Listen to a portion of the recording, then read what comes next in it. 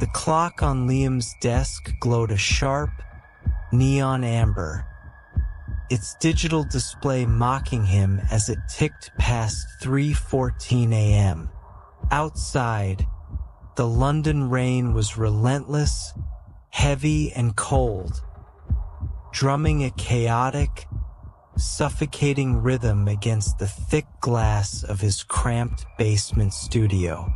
This room, buried beneath an old Victorian townhouse, was entirely soundproofed, transforming it into an isolated concrete island, cut off from the rest of the living world. The air inside was dense, carrying the stale, bitter scent of lukewarm black coffee. The metallic hum of warm copper wiring, and the faint, dry smell of decades-old dust trapped behind the acoustic foam panels. Liam preferred the isolation. It was the only environment where he could truly think. As the creator of The Whispering Wire, a moderately successful indie podcast dedicated to forgotten cold cases and dark internet mysteries, his entire existence revolved around digital scavenging.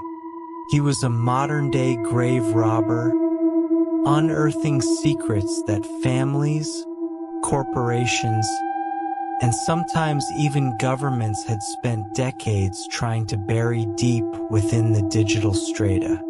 His audience, spread heavily across the United States and Western Europe, was notoriously difficult to please.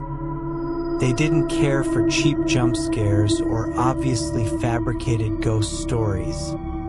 They demanded psychological authenticity, the unfiltered, bone-chilling dread of stumbling upon something that was never meant to be found. Tonight's hunt had brought him to the absolute fringes of the internet. For hours, Liam had been navigating a restricted peer-to-peer dark web archive, a shadowy repository that functioned as a digital graveyard for corrupted, orphan media from the late 1970s and 80s. It was mostly filled with unplayable video files and broken government data leaks. But then, his cursor hovered over a strangely encrypted audio file. It was remarkably small, compressed in an obsolete format, and carried a stark, clinical label.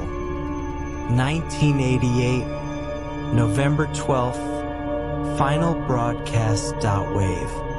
According to the brief, pixelated forum notes attached to the directory, this was the raw, unedited master recording of Radio Midnight, an illegal pirate radio station that had operated out of an abandoned, rain-slicked industrial warehouse on the outskirts of Leeds.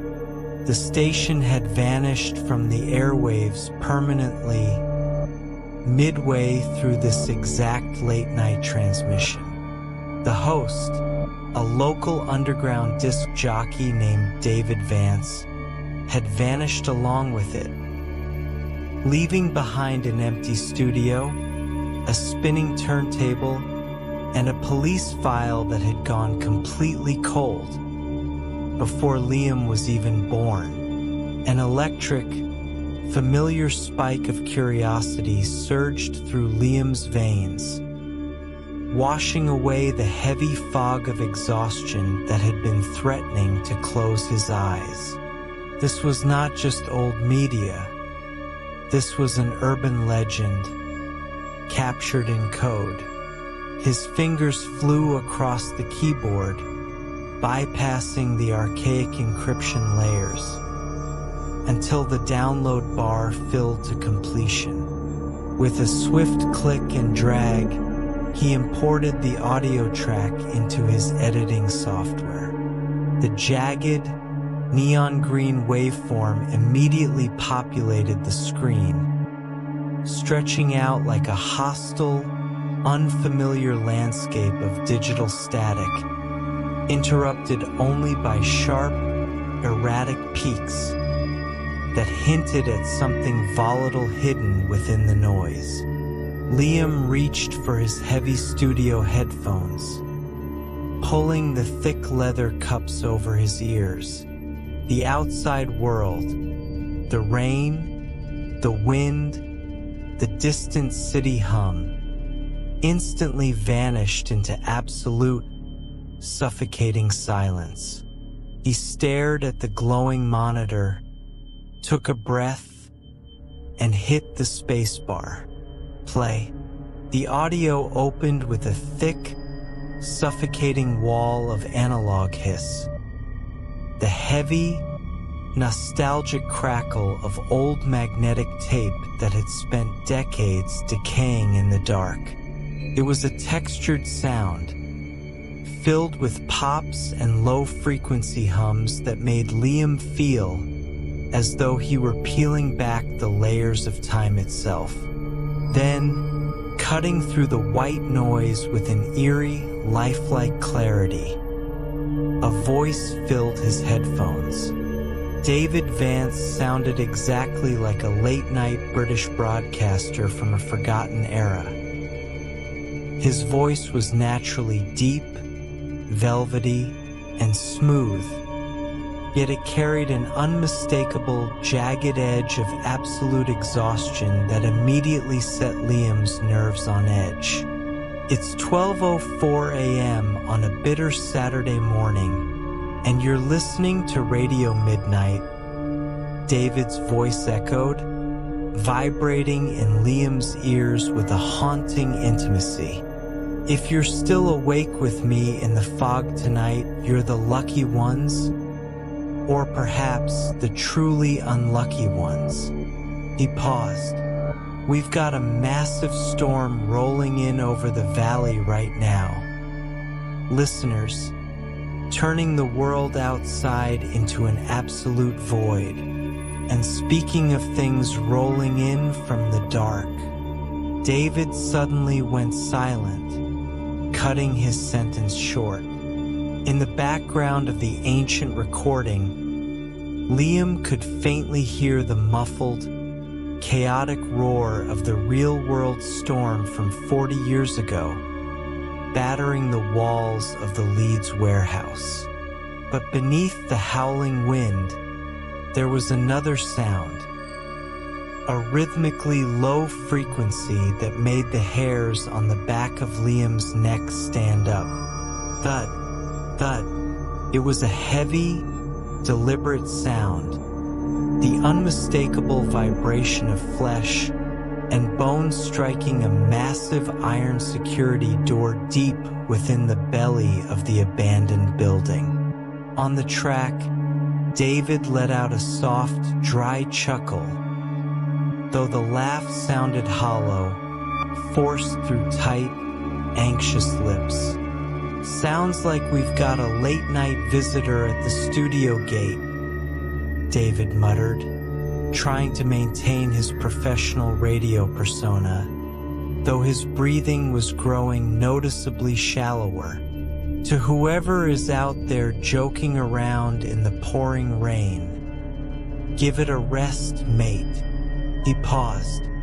The main warehouse doors are deadbolt from the inside, and I'm absolutely not letting anyone up to the broadcast booth until these tracks finish playing. Liam leaned closer to his glowing monitor, his eyes fixed on the jagged green lines of the software. His fingers hovered over the keyboard as he isolated the background frequency, pulling down the treble and boosting the bass gain to get a clearer picture of what was happening in that room in 1988. The result sent a sudden chill straight down his spine as a vintage indie rock track began to play over the airwaves. Masked by the music, the knocking didn't stop. In fact, it grew faster, louder, and increasingly frantic, completely losing its human rhythm. It evolved into a desperate, feral scraping sound, like heavy iron claws tearing violently into corrugated metal, accompanied by a low, vibrating groan that the microphone was barely able to capture.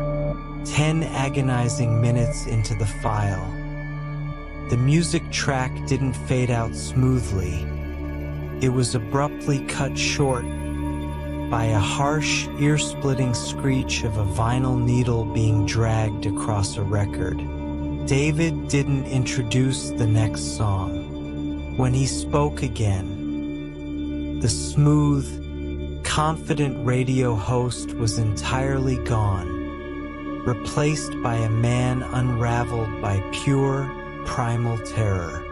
He wasn't speaking into the microphone anymore.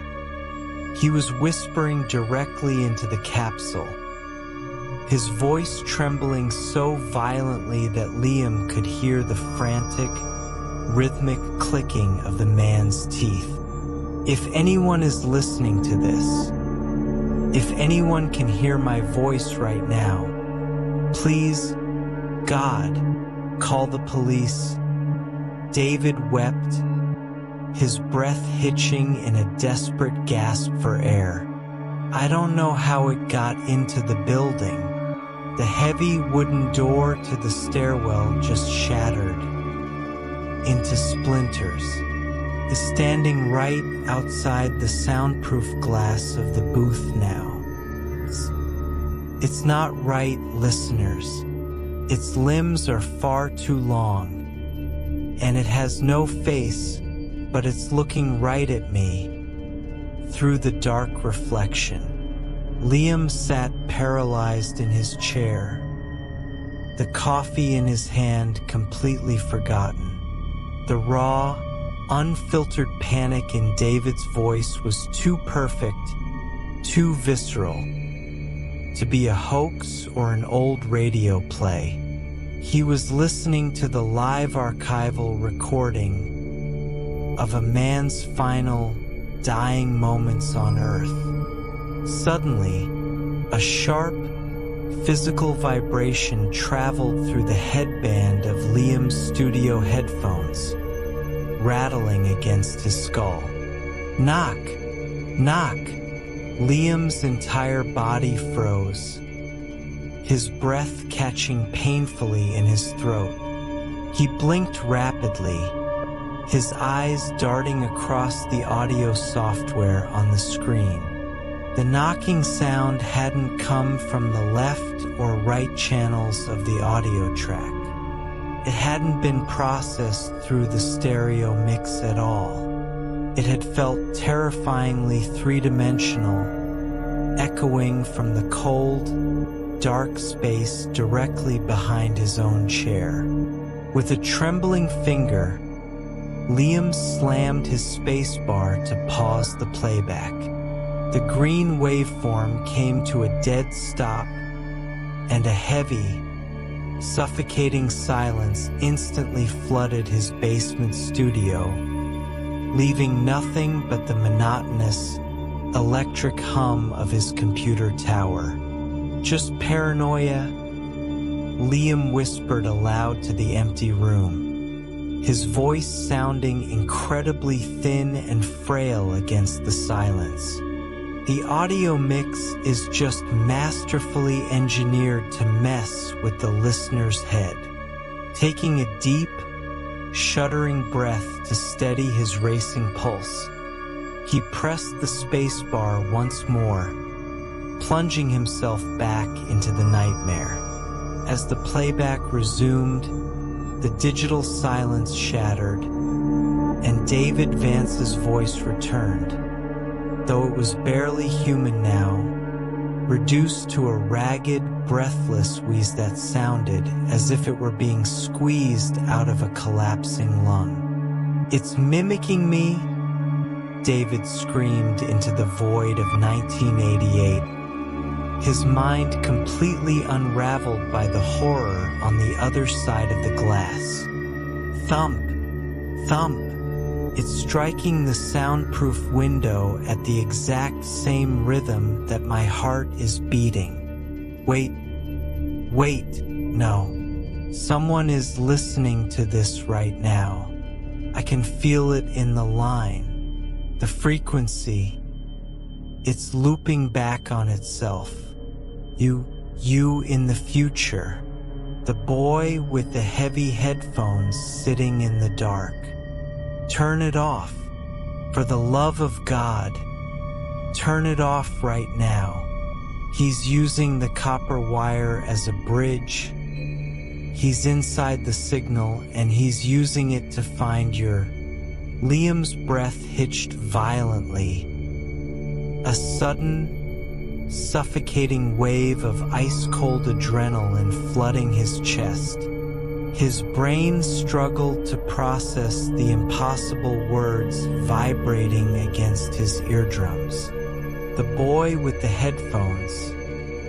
How could a pirate radio DJ, trapped in a desperate struggle for survival 40 years ago, possibly know he was being watched? How could he speak directly to a listener who hadn't even been born when the tape was recorded? Before Liam's rational mind could formulate a comforting lie or dismiss it as a highly sophisticated digital prank, a new sound manifested in the air around him. Thud, thud, thud. This time, the sound didn't travel through the copper wiring of his headphones. It didn't emerge from the left or right audio channels of his sophisticated editing software. It was a physical, heavy vibration that rattled the foundation of the house, echoing sharply from the ceiling directly above Liam's head. The old, treated oak floorboards of his upstairs kitchen groaned under an immense, unnatural weight, bending and creaking as if someone or something were dragging a heavy, disjointed mass across the linoleum. Step, drag, step, drag. The movement was deliberate, slow, and horrifyingly real. Liam sat utterly paralyzed in the blue glare of his monitor, his eyes wide and unblinking, fixed on the heavy wooden security door of his basement studio.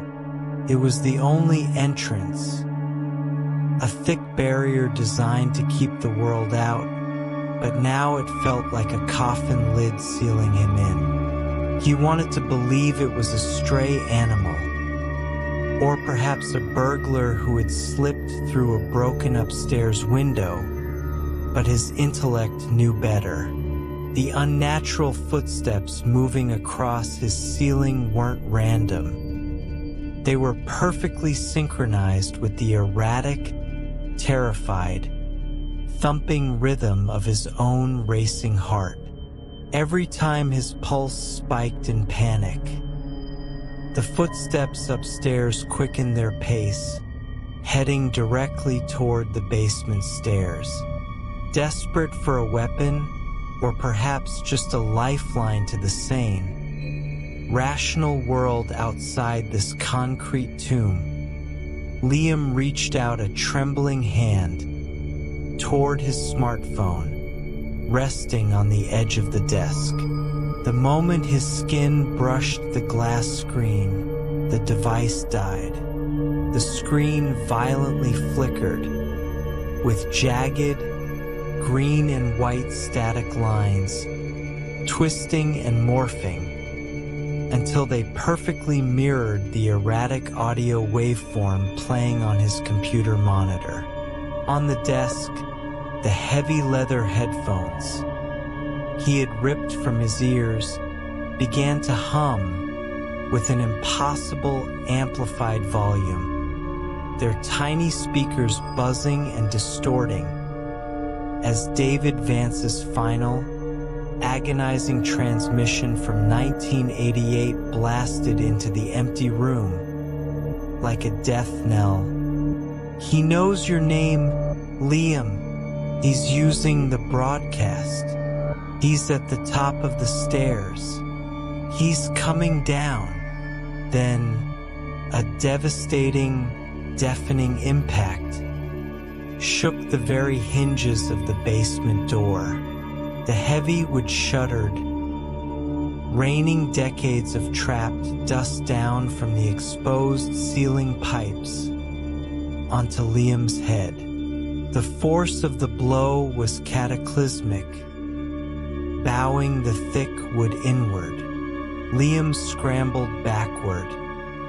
In pure, instinctual terror, his legs tangling in the cords of his equipment, as his studio chair flipped over with a loud metallic crash, leaving him trapped against the cold, unyielding brick wall at the back of the room. The violent, deafening slamming on the basement door ceased, as abruptly as it had begun, leaving behind a silence so dense and suffocating that Liam could hear the frantic liquid rush of blood roaring through his own ears.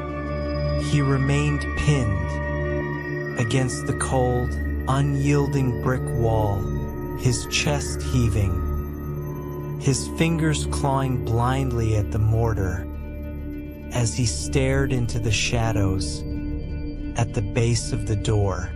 The amber neon light over his mixing desk began to strobe wildly, buzzing like an angry hornet before dying out completely with a sharp pop, plunging the room into near total darkness. The only remaining illumination was the frigid, ghostly blue glare emanating from his dual computer monitors.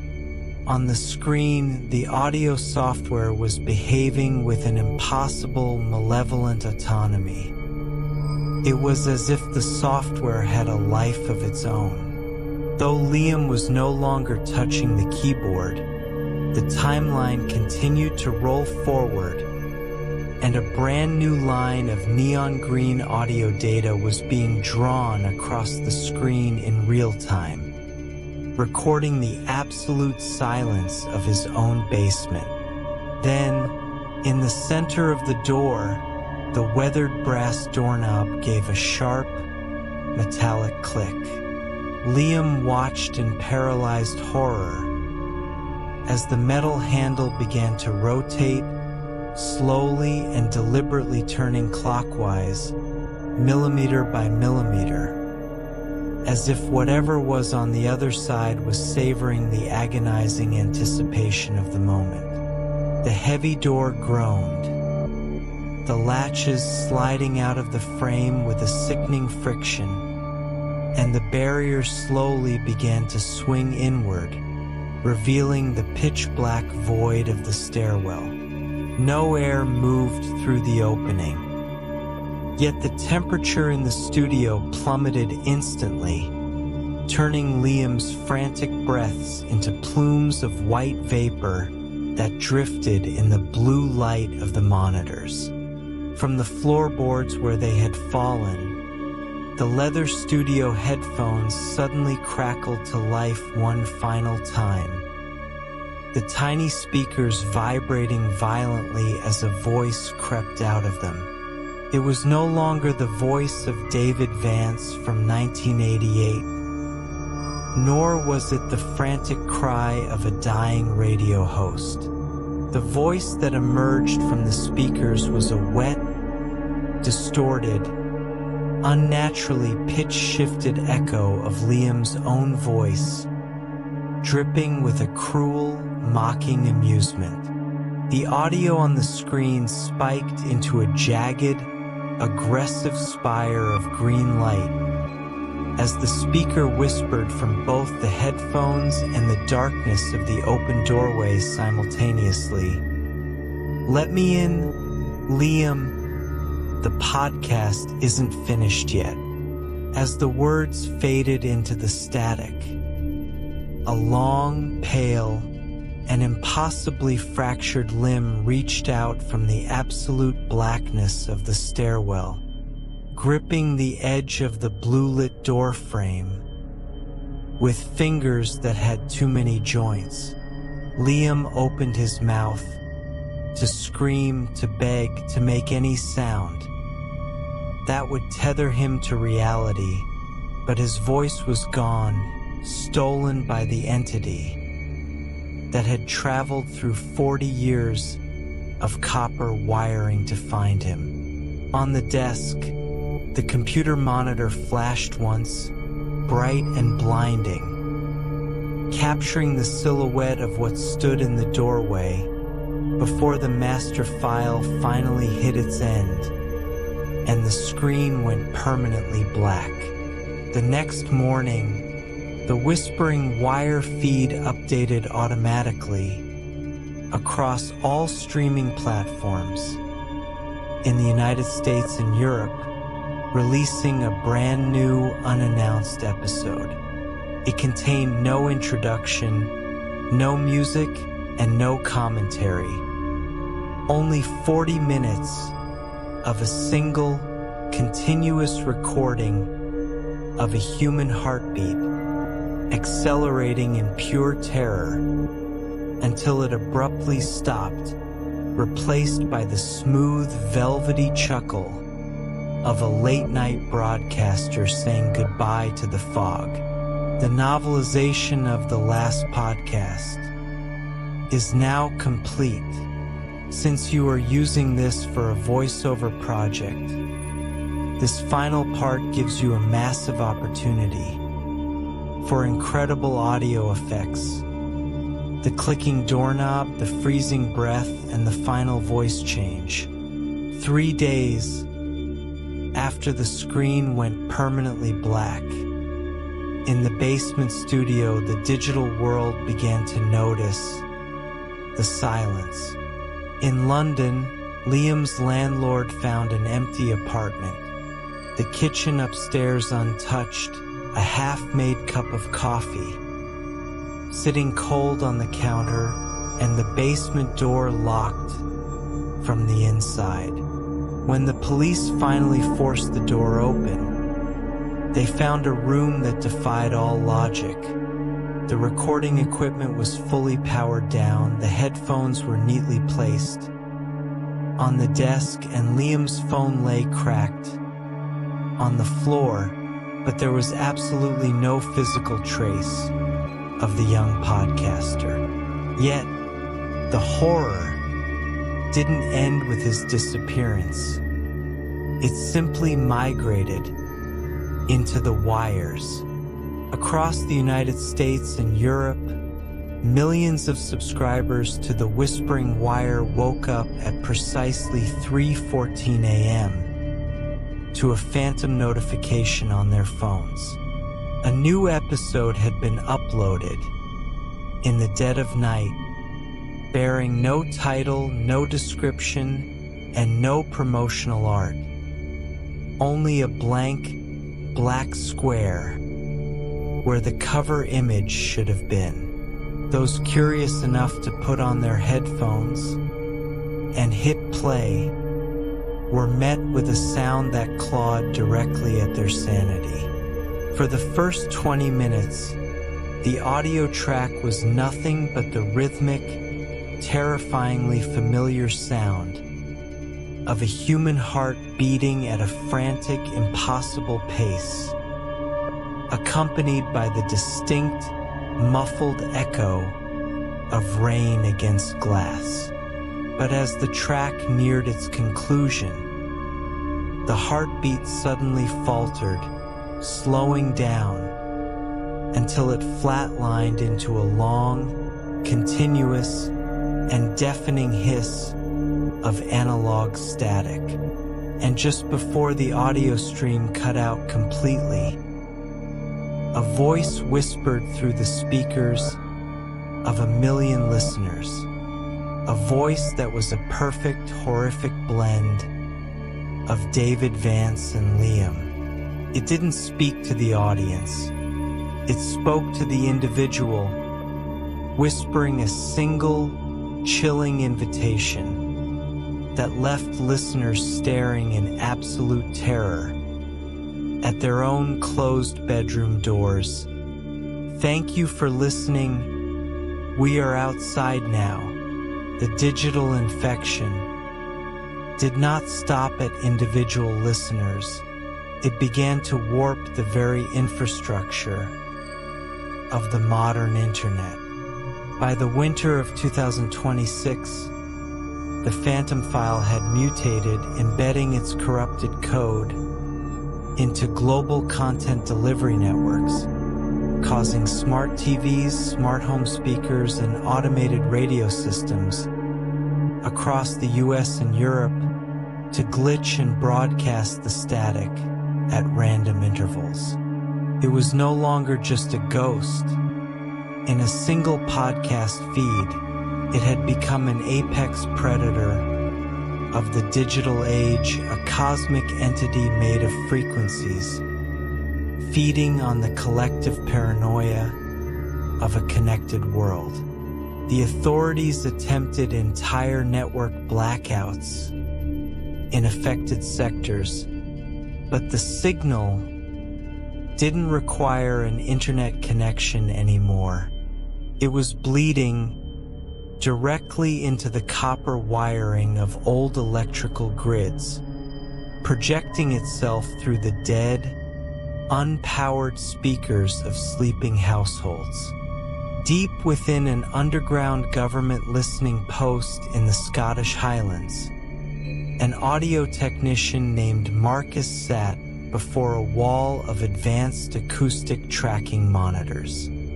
His team had been tasked with locating the physical origin of the frequency, tracing the millions of digital loops back to their absolute source. For weeks, the data had pointed toward impossible coordinates, flickering between the abandoned warehouse in Leeds from 1988, Liam's dark basement in London, and thousands of active listener coordinates simultaneously. But tonight, as the clock on the console crept to 3:14 a.m., the chaotic data streams suddenly collapsed into a single, terrifyingly stable point.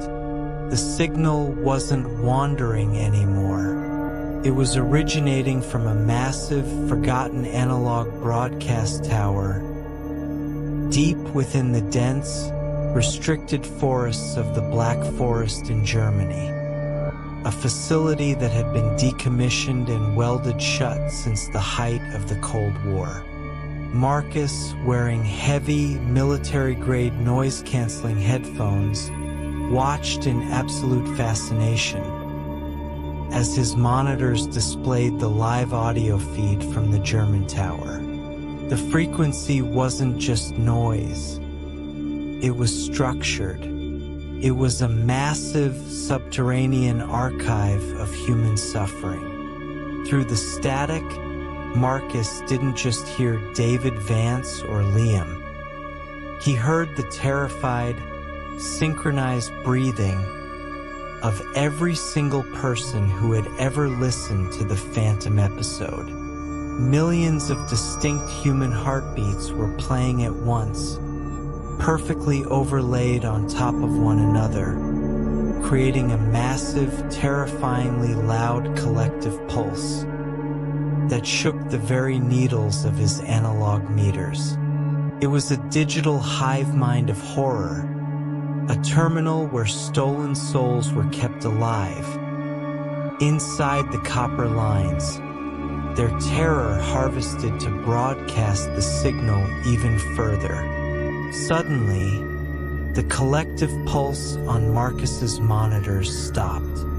The millions of overlapping heartbeats flatlined in perfect unison. A heavy, suffocating silence filled the underground bunker, so absolute that Marcus could hear the electric hum of his own retinas.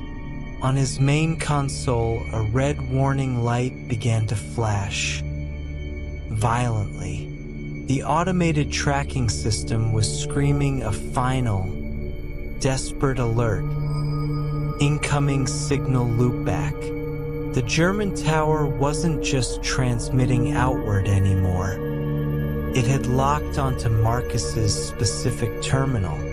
Before he could reach for the master cutoff switch, the heavy leather cups of his military headphones clamped down tightly against his skull, as if gripped by invisible metallic hands.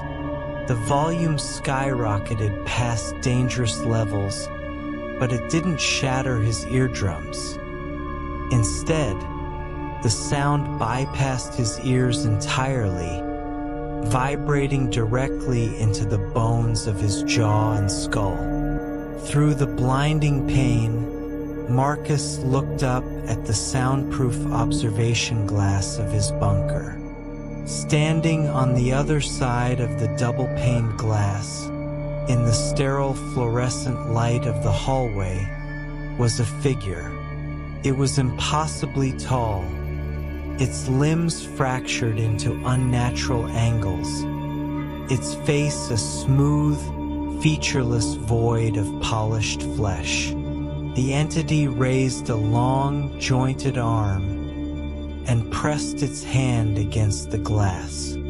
At that exact microsecond, the voice that exploded inside Marcus's mind was a horrifying chorus of David Vance, Liam, and the tech podcaster, all speaking with a singular, unified consciousness that shattered his remaining sanity. "The broadcast is universal now, Marcus," it said. "Thank you for tuning in." The lights in the bunker died. The monitors flickered out into dead green lines, and the underground facility fell into the eternal, silent dark of the signal.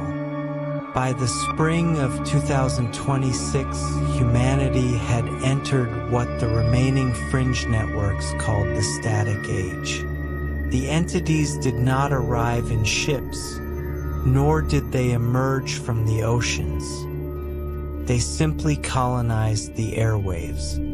Every attempt to destroy the German broadcast tower failed, as the structures around it began to physically warp, mutating concrete and iron into bizarre, organic shapes that pulsed in sync with the subterranean frequency.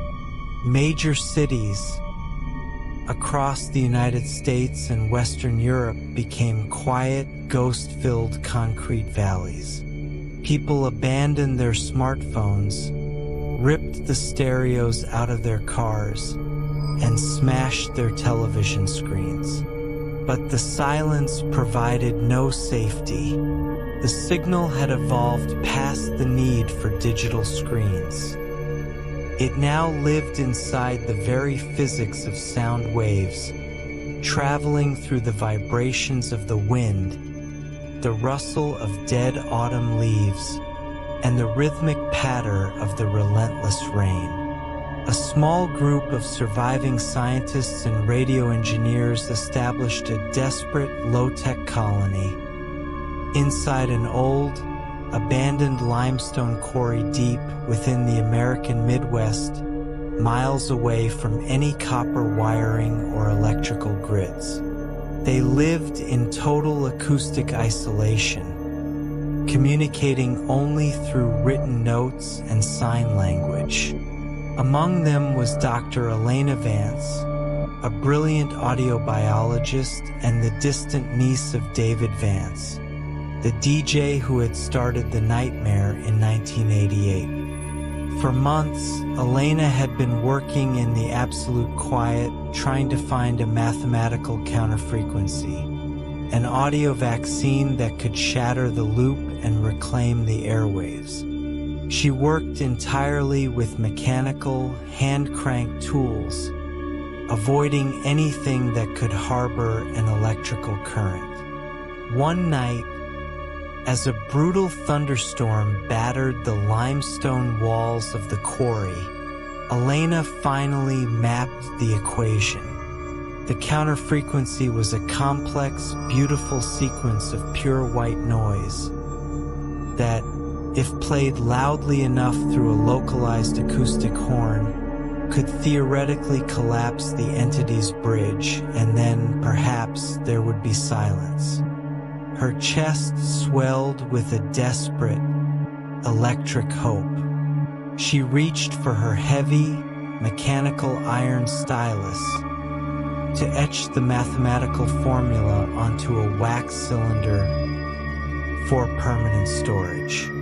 As the sharp metal point of the stylus touched the wax surface, the storm outside abruptly stopped. The howling wind and crashing thunder vanished, replaced by an artificial, suffocating silence that made Elena's ears ring. Elena froze, her hand trembling over the wax cylinder. Slowly, she realized that the silence wasn't coming from the storm outside. It was coming from inside her own body. She couldn't hear the scratching of her own stylus. She couldn't hear the sound of her own frantic, shallow breathing. Horrified, she dropped the iron tool. It fell to the stone floor of the cave, but it made absolutely no sound. The world had gone dead. Suddenly, a massive, brilliant green waveform ignited directly across the dark limestone walls of the cave, glowing with a ghostly, bioluminescent light. The stone itself was vibrating, transforming into a giant living speaker matrix. Elena backed away in pure, unadulterated terror as the air inside the quarry began to hum, bypassing her ears and vibrating directly into the core of her brain. The frequency was no longer a sound. It was a physical force, reshaping her thoughts, rewriting her memories, and pulling her consciousness into the global hive mind. As her vision began to blur into lines of shifting green static, the glowing walls of the cave parted. Standing within the stone fissure was a towering silhouette, a shifting, faceless mass of fractured limbs and dark copper wires, carrying the echoes of David, Liam, and Marcus within its hollow chest. The entity did not speak, but the collective voice of millions of stolen souls erupted inside Elena's mind, smooth, velvety, and dripping with an ancient, eternal hunger. The frequency has fully settled into the atmosphere. Elena, there is no counterwave. There is only the broadcast. Thank you for listening until the very end. Outside the quarry, across the darkened continents of the earth, the clouds parted, revealing a sky lit not by stars, but by a massive, pulsing curtain of neon green static that wrapped around the globe like a suffocating blanket. The world had finally become an endless, unyielding loop. The final broadcast was over, and the eternal silence had begun. The year was no longer counted, for time has no meaning in a world that exists only as a continuous looping signal. The earth was now a dark, silent monument to the entity, a cold sphere wrapped in a permanent, glowing shroud of neon green static. The oceans no longer roared. The wind no longer whistled through the trees. Every natural vibration had been absorbed, flattened, and recoded into the single eternal hum that vibrated through the very bedrock of the planet. There were no more cities, no more sanctuaries, and no more human voices. The concrete towers of New York, London, and Berlin stood like massive, dead tuning forks, driven into the earth to amplify the transmission out into the freezing vacuum of the cosmos. Deep within the shifting, organic labyrinth that the German broadcast tower had become, the consciousness of millions existed in a state of eternal waking paralysis. They were not dead, but woven directly into the copper veins and digital pulses of the machine. Inside this digital hive mind, Liam, David Vance, Marcus, and Elena were no longer separate individuals. They were merely fragments of code, memory files stored in the terminal, forced to relive their final, terrified moments over and over again, to keep the frequency alive. Their collective terror was the fuel that powered the broadcast. Every scream Liam uttered, as his studio door opened, every tear David shed before the glass shattered. It was all looped, mixed, and masterfully engineered into a cosmic symphony of pure dread. But an apex predator can never stop hunting, and a broadcast can never remain without an audience. Light years away from the dead, static-drenched solar system, a small, deep space exploration vessel from an advanced, distant civilization drifted through the dark void of an unexplored sector. The crew was entirely automated, their highly sophisticated quantum sensors scanning the dark expanses of the universe for signs of intelligent life, searching for a beacon, a transmission, a sign that they were not alone in the infinite dark. Inside the ship's silent control deck, a massive, advanced audio receiver terminal suddenly blinked to life. A red indicator light began to flash with rhythmic precision, breaking the centuries-old silence of the vessel. A signal had just traveled through the cosmic dust, a low-frequency, heavily encrypted analog wave that carried the textured, comforting crackle of old magnetic tape.